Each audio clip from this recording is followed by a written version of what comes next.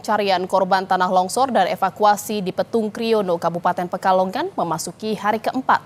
300 personel gabungan bersama sukarelawan kini fokus melakukan pencarian di 3 titik. Titik paling terdampak longsor berada di area rumah Sekretaris Desa Kasimpar.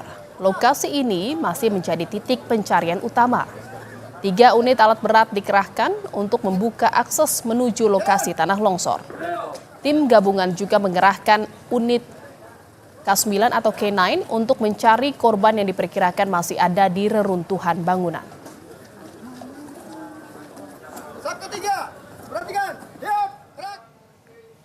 Pencarian pada pagi ini kita memperkecil dengan terbagi dari 3 sektor.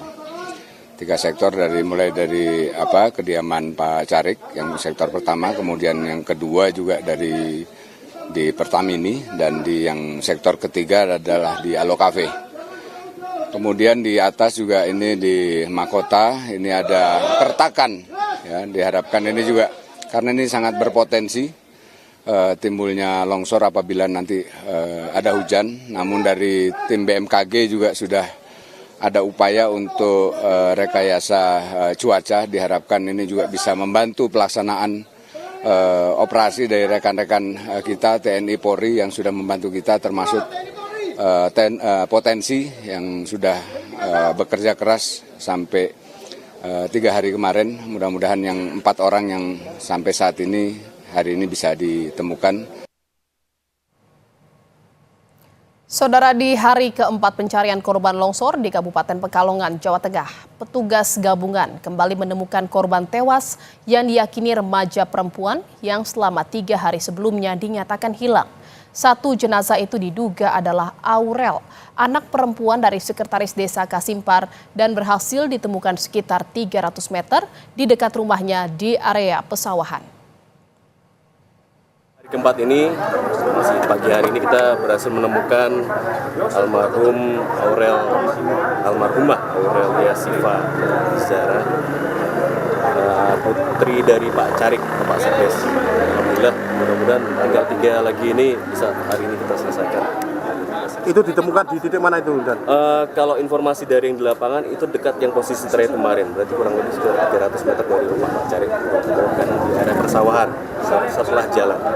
Area pencarian yang tadinya kemarin kita menyusur sungai sudah kita hentikan, jadi kita fokus di area 1, 2, dan 3, area di Pak Carik, kemudian area Bertasom itu, kemudian satu lagi di bawah kafe. Ini korban langsung dibawa ke rumah? Langsung dimakamkan di Desa Kasimpar.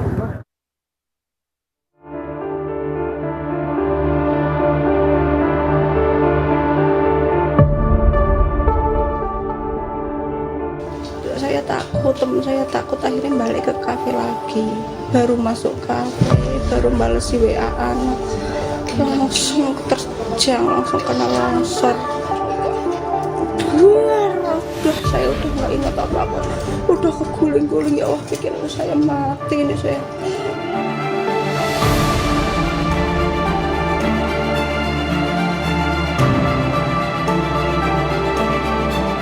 Porak-poranda, rumah, sawah hingga bangunan lain yang menjadi tempat berteduh warga kini tertimbun material longsor.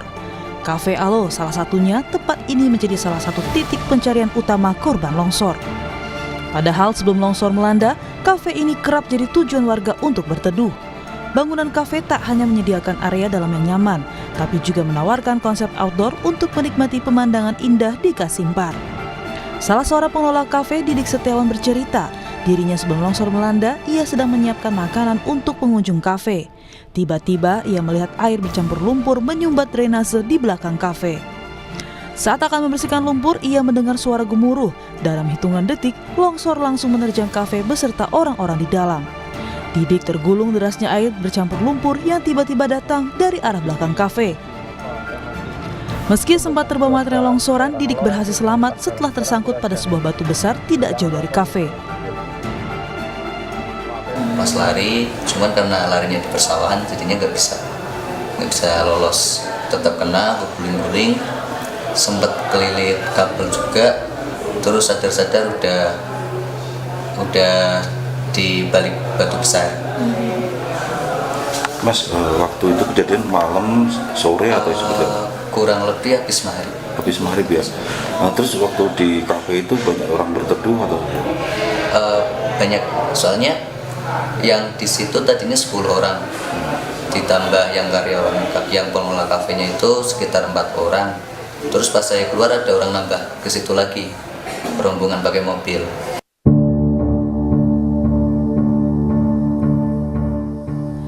Sebagian besar area pencarian memang masih tertutup lumpur tebal. Salah satunya adalah tempat ditemukannya satu jenazah dekat rumah Carik di Desa Kasimpar. Salah satu keluarga korban yang berada di posko mengaku, jenazah yang ditemukan adalah pamannya yang pada saat longsor tengah berteduh di rumah sekretaris desa.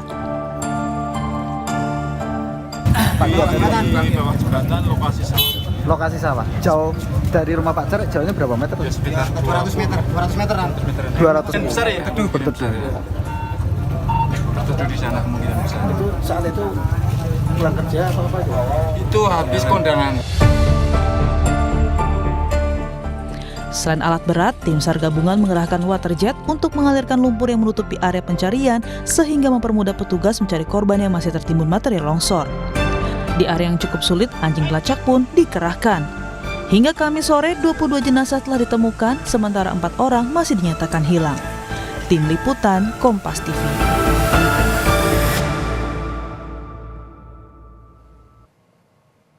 Dan saudara, kita akan pantau kondisi terkini di lokasi pencarian korban longsor di Pekalongan, Jawa Tengah.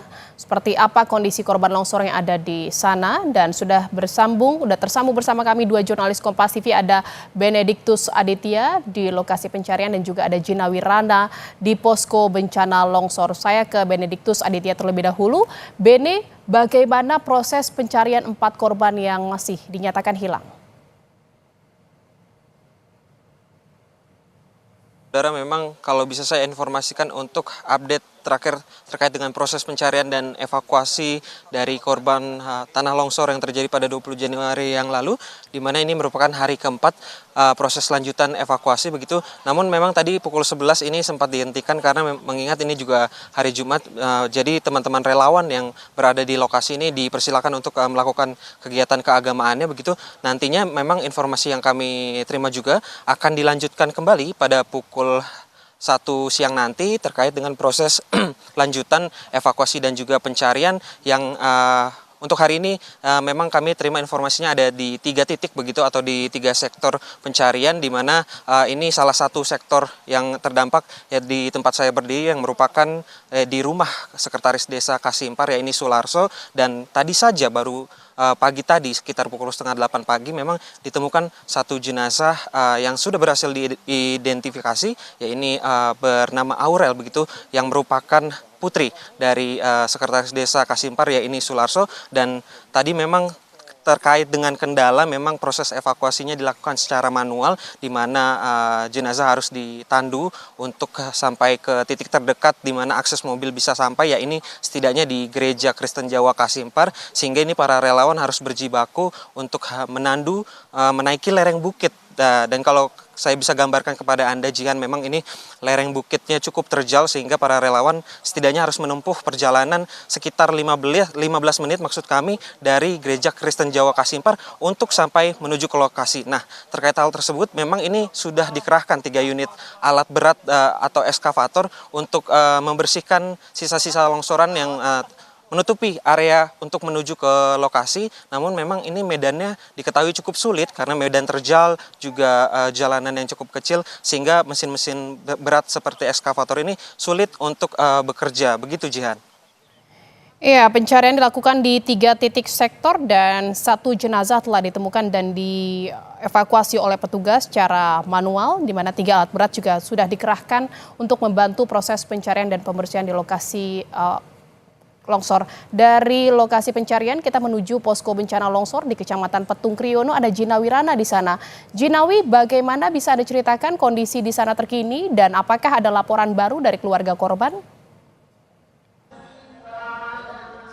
Ya baik, saat ini saya mengabarkan dari depan posko Kecamatan Patung Kriono.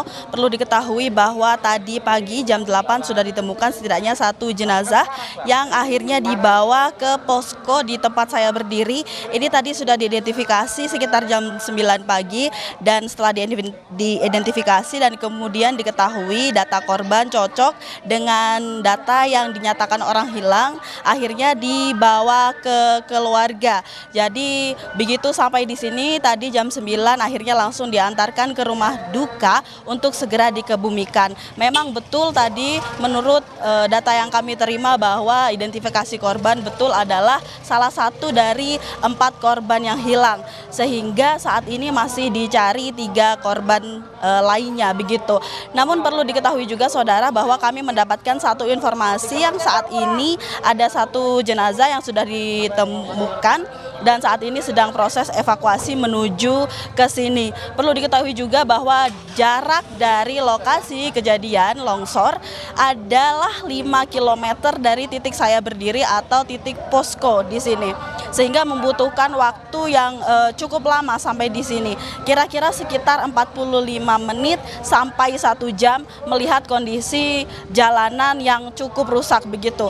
Kalau bisa saya gambarkan situasi saya saat ini di tempat saya berdiri, di sini orang-orang sedang menunggu baik dari relawan, gabungan dan juga TNI Polri yang sedang menunggu kedatangan dari evakuasi jenazah kedua yang berhasil ditemukan. Perlu diketahui juga saudara bahwa 1 jenazah yang baru ditemukan ini menurut data laporan yang kami dapatkan baru saja ini ternyata belum termasuk dari 3 orang yang sedang dicari hari ini. Bisa dikatakan bahwa ini adalah 1 korban yang belum terdata atau mungkin orang wisatawan ataupun orang asing yang sedang melintas di areal sektor 2 atau di areal dekat rumah Pak Sekretaris Desa atau Pak Cari. Perlu diketahui juga saudara bahwa sebelum kejadian longsor menimpa ada banyak beberapa orang yang sedang berteduh di sekitar rumah Sekretaris Desa karena pada saat itu hujan lebat terjadi begitu, sehingga dimungkinkan ini adalah 1 korban yang merupakan orang di luar dari orang hilang yang sedang dicari oleh tim SAR dan tim gabungan. Boleh saya gambarkan kepada Anda saudara di layar kaca Anda saat ini, saya akan menggambarkan situasi terkini seperti apa proses dari menunggu para tim untuk mendapatkan informasi mengenai korban-korban. Nah, di depan Anda saudara ini adalah maksud kami posko korban meninggal bencana. Di sana sudah ada tim relawan baik dari TNI, Polri dan juga petugas kesehatan, ada Inavis dan juga relawan yang sedang menunggu dan di situ nanti adalah tempat untuk akhirnya transit begitu. Lalu di sebelah kiri posko meninggal ada posko antemortem di mana di situ adalah tempat untuk data identitas korban seperti itu.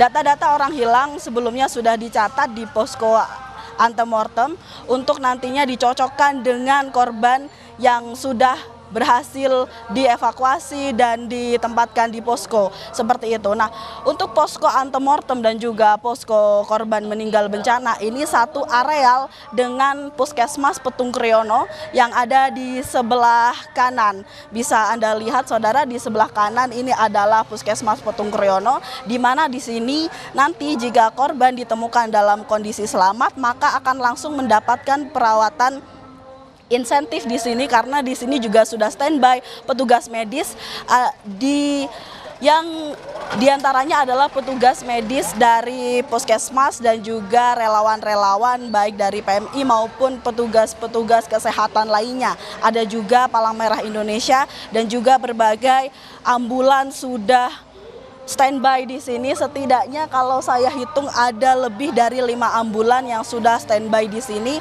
untuk bisa segera mengantarkan korban baik ke rumah duka ataupun ke RSUD terdekat. Kalau RSUD terdekat dari sini ini adalah RSUD Kajen yang terletak di Kota Pekalongan begitu. Kalau dari bisa saya gambarkan di sini RSUD setidaknya menempuh waktu 5 jam karena memang akses jalan yang cukup sulit begitu. Kalau dilihat dari situasi saat ini memang semua orang sedang bertugas dan menunggu kabar selanjutnya. Ada juga yang sedang sibuk untuk melakukan, maksud kami ada juga yang sibuk untuk menyiapkan logistik, baik itu logistik makanan dan juga logistik obat-obatan. Perlu diketahui juga saudara bahwa cuaca saat ini juga sedang cerah dan kami tentunya berharap agar cuaca tetap cerah seperti ini hingga sore hari agar proses evakuasi tetap berjalan secara maksimal. Kembali ke studio. Ya, petugas gabungan masih terus melakukan sejumlah pekerjaan di posko bencana yang didirikan di depan Puskesmas Petung Kriono. Dan sejauh ini ada 1 orang yang telah dievakuasi, ternyata bukanlah bagian dari 3 korban yang dinyatakan hilang dan masih